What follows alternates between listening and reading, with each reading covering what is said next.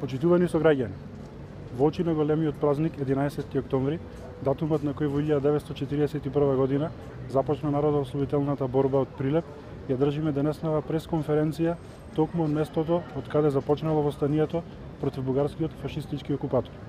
Од Прилеп, од градот Херој, со напад на бугарскиот затвор, започна борбата на македонскиот народ за своја држава Македонија.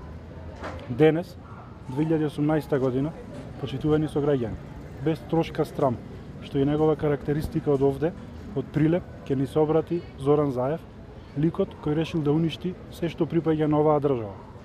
Бидејќи Комисијата за промена на македонската историја е формирана, го прашуваме што има одлучено. Дали во 1941 година Душко Наумовски, прилепчанец, ја испукал првата пушка против бугарскиот фашистички окупатор, или според она што Заев го зборува, македонскиот народ се борел сам со себе. И што од наредната година ќе представува овој музеј за нас, или може и ќе го рушите. Локалната самоуправа, предводена од СДСМ, одлучи да го означи овој ден со низа настани низ Прилеп, кои се случуваат во спортските сали и останатите места, кои дел се целосно изградени, а дел реновирани токму во време на ВМРО ДПМНЕ, кога СДСМ од улога на опозиција секојдневно држеше пресконференции против ваквите проекти. Но денес, 2018, добро е што СДСМ се одлучи да организира турнири и спортски настани во новите сали во основните и средните училишта Добро Јовановски, Кузман Јосифовски Питу и Ѓорче Петров. Добро е затоа што потврдија дека не може и не смее да се брише тоа што е направено во минатото.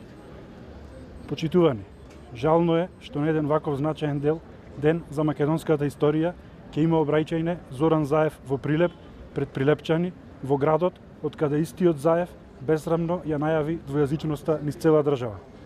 Да не заборавиме дека токму Зоран Заев за нешто повеќе од една година ја клекна Македонија на колена, распродавајќи ги националните интереси, името, идентитетот, македонската историја, традиција, култура и јазик со прифаќање на капитулантскиот договор со Грција.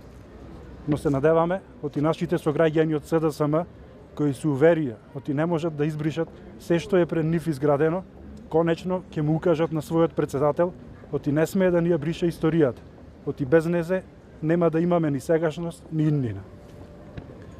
Историјата памети и ќе памети кој бил на страната на Македонија, а кој работел спротивно на државните интереси.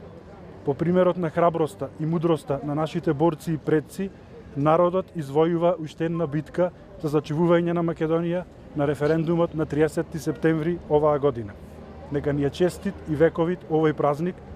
По падот на оваа народна влада, Македонија ќе продолжи и понатаму да биде на страната на демократијата, слободата и прогрес. Македонија ќе победи.